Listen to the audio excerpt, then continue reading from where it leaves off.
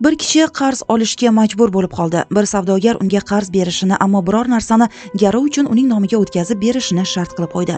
Qarzdorning bir dehqonchilik qiladigan yeri bor edi. O'sha yerini savdogarning nomiga o'tkazib berdi va qarzni qaytarish vaqtini muayyan qilishdi. Yerning narxi berilgan qarzdan ancha yuqori edi.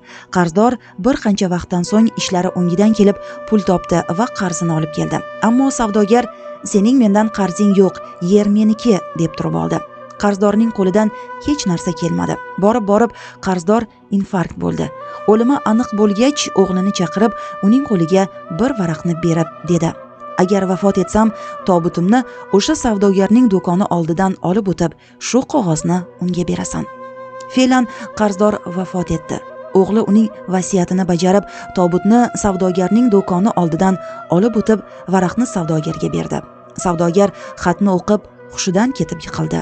Xatda "Men haqning huzuriga ketdim. Agar qo'lingdan kelsa, borma" deb yozilgan edi.